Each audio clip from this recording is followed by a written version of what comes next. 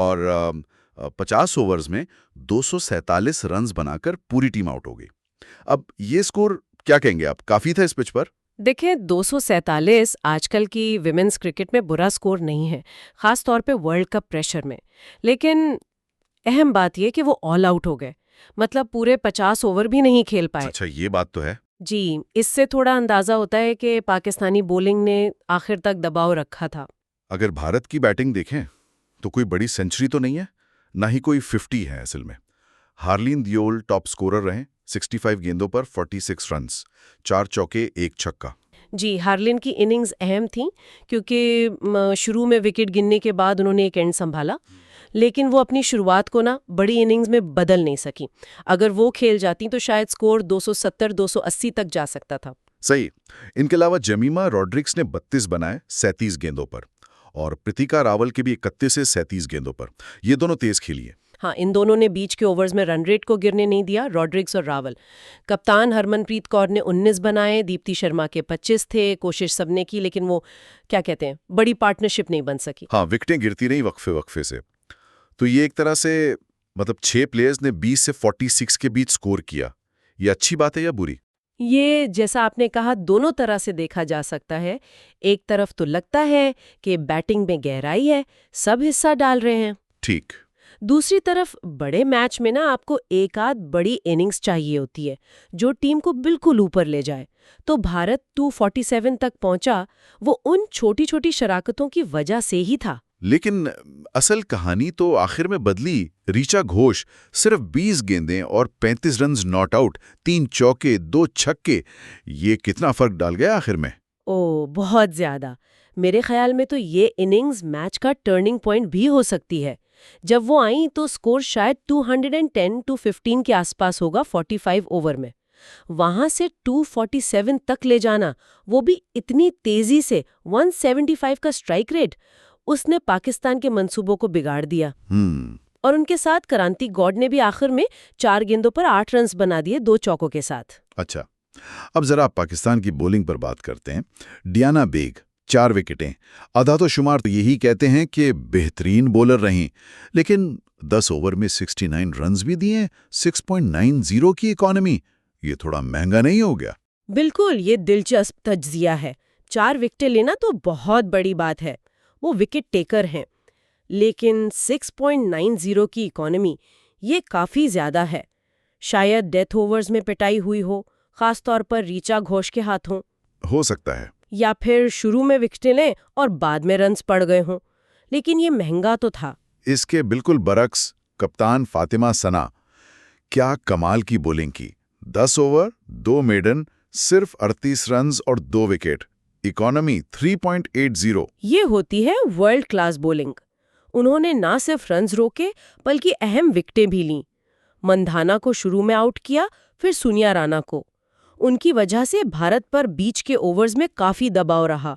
सही। बाकी बॉलर्स में सादिया इकबाल ने भी 2 विकेटें ली, 47 रन्स देकर। और रामीन शमीम और निशरा सिंधु को एक एक विकेट मिली। निशरा थोड़ी महंगी रही, 10 में 52 रन्स दिए। जी। तो पाकिस्तान ने पूरी 10 विकेटें हासिल की। ये एक मुस्बत पहलू है उनके लिए। हाँ, ये तो है। लेकिन शायद थोड़ी और किफायतशारी, खास तौर पर डियारा बेग और निशरा से, भारत को 230-235 तक रोक सकती थी। तो 248 का हदफ, कोलंबो की पिच, दूसरी इनिंग्स, क्या ये बन सकता था? मुश्किल था, नामुमकिन नहीं था। पिच थोड़ी सुस्त हो जाती है, स्पिनर्स को मदद मिलती है, लेकिन अगर अच्छी पार्टनरशिप्स लगती तो ये चीज हो सकता था। लेकिन ऐसा हुआ नहीं। पाकिस्तान की पूरी टीम 43 ओवर्स में सिर्फ 159 पर आउट। ये तो काफी बड़ी शिकस्त है, 88 रन से। जी हाँ, ये मार्जिन बहुत ज्यादा है। इससे साफ जाहिर है कि बैटिंग में कुछ गड़बड़ हुई। और बैटिंग में अगर कोई एक नाम था तो वो था सिद्रा अमीन का। क्या शानदार खेली हैं वो। 106 गेंदों पर 81 रन्स, 9 चौके 1 छक्का, मतलब आधे से ज्यादा टीम का स्कोर तो अकेले उन्होंने बनाया। वाकई ये एक गैर मामूली इनिंग्स थी।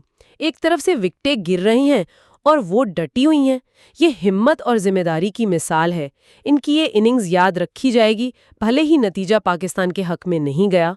लेकिन मसला वही हुआ, दूसरे एंड से कोई साथ नहीं मिला। नतालिया परवेज ने 33 रन जरूर बनाए 46 गेंदों पर, और उनकी सिब्रा के साथ एक शराकत भी हुई 58 रन्स की। जी, ये शराकत तब बनी जब 35 पर 4 आउट हो चुके थे। उसने थोड़ी उम्मीद जगाई थी, लेकिन जैसे ही नतालिया आउट हुई, बस लाइन लग गई। देखे ना, मुनीबा अली 2 पर रन आउट, आलिया रियाज 2 रन्स, कप्तान फातिमा सना खुद 2 रन्स बनाकर आउट, सदफ शम्स ने 24 गेंदें खेली, सिर्फ 6 रन्स, सिद्रा नवाज 14, मतलब कोई टिक ही नहीं पाया। बिल्कुल। टॉप ऑर्डर तो बिल्कुल नाकाम रहा।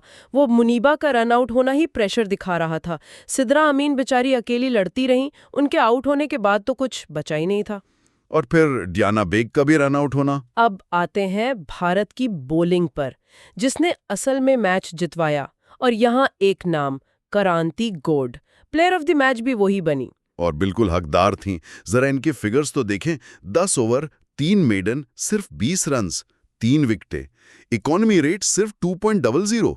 ये तो मतलब गैर मामूली है। हाँ, और उन्होंने विकेटें भी अहम लीं। सदफ शम्स, आलिया रियाज और नतालिया परवेज को आउट किया जब वो सिद्रा के साथ खेल रही थीं। बिल्कुल शिकंजा कस दिया उन्होंने। उनकी बॉलिंग की खास बात सिर्फ विकेटें नहीं थीं, बल्कि रन्स को बिल्कुल रोक देना था। जब एक बॉलर 10 ओवर में 20 ही रन दे, तो दूसरे एंड पर जो भी खेल रहा हो उस पर प्रेशर आ जाता है कि तेज खेलो। सही कहा। उनके साथ दीप्ति शर्मा ने भी 3 विकेटें ली 9 ओवर्स में 45 रन्स देकर। थोड़ी महंगी जरूर थी वो, इकोनॉमी 5 की रही, लेकिन विकेटें तो ली ना। जी, दीप्ति ने नीचे के बल्लेबाजों को आउट किया। फातिमा सना, सादिया इकबाल, निशरा सिंधु। ये अहम था कि टेल जल्दी खत्म हो। और सोनिया राणा 8 ओवर्स में 38 रन्स, 2 विकेट्स। और उनकी सबसे बड़ी विकेट कौन सी? सिद्रा अमीन की 81 पर। ओह हाँ, ये शायद मैच का फैसला कुन लम्हा था। जब तक सिद्रा थीं, एक उम्मीद थी। सोनिया राणा ने वो उम्मीद भी खत्म कर दी। और एक और नाम जिसका जिक्र जरूरी है, रेणुका सिंह ठाकुर। 10 ओवर 1 मेडन, सिर्फ 29 रन्स। विकेट कोई नहीं मिली, लेकिन इकोनॉमी देखें 2.90। ये बेहतरीन मिसाल है कि किस तरह कोई बॉलर बगैर विकेट लिए भी मैच पर असर डाल सकता है। उन्होंने शुरू में और बीच में रन्स रोक के रखे, जिससे दूसरों को अटैक करने का मौका मिला। ये पूरी टीम की बॉलिंग एफर्ट थी। तो इन सब बातों का आदादो शुमार का खुलासा क्या है? मतलब इस मैच से क्या सीखा हमने? मेरे ख्याल में तो सबसे बड़ी बात यही है कि क्रिकेट एक टीम गेम है। भारत की जीत जो है ना, वो एक मजमूई कोशिश थी। बैटिंग में सबने थोड़ा थोड़ा हिस्सा डाला, आखिर में रीचा ने तेज खेला। हाँ, और बॉलिंग में भी ऐसा ही हुआ।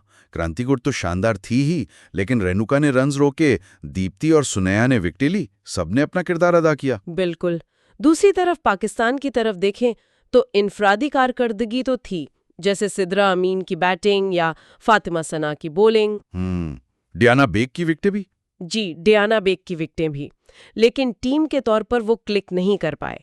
खासतौर पर बैटिंग में वो शराकतें न बनना महंगा पड़ा। ये भी अजीब बात है ना कि मैच की टॉप स्कोरर सिद्रा अमीन और top wicket taker Diana Baig दोनों हारने वाली टीम से थीं। जी, ये बात टीम एफर्ट की अहमियत को और वाज़ेह करती है। और वो 2 रन आउट भी। फील्डिंग और रनिंग बिटवीन द विकेट्स भी बहुत अहम होती है। तो खुलासा ये हुआ कि भारत ने ज्यादा मुतवाज़न खेल पेश किया, अहम मौकों पर बेहतर खेला और 88 रन से जीत गया। बिल्कुल। ये जीत भारत को टूर्नामेंट में आगे काफ़ी एतमाद देगी। पाकिस्तान को अपनी बैटिंग पर, ख़ास तौर पर पार्टनरशिप बनाने पर और बॉलिंग में थोड़ी मज़ीद कंसिस्टेंसी पर काम करना होगा। तो ये था जी हमारा तफसीली जायजा भारत बमुकाबला पाकिस्तान विमेंस वर्ल्ड कप 2025 के इस मैच का। जाते जाते बस एक ख्याल आ रहा है, अगर सिद्रा अमीन को किसी एक और बैटर से सिर्फ 20-25 रन्स की सपोर्ट मिल जाती तो क्या होता? या दूसरी तरफ अगर रीचा घोष वो आखिरी ओवर्स में तेज 35 ना बनाती तो क्या पाकिस्तान 215-220 का पीछा कर लेता? ये अगर मगर तो खेल का हिस्सा है। बिल्कुल, और यही तो क्रिकेट का मजा है। उम्मीद है ये गुफ्तगू सुनने वालों को पसंद आई होगी। अगले तज्जिए तक के लिए इजाजत।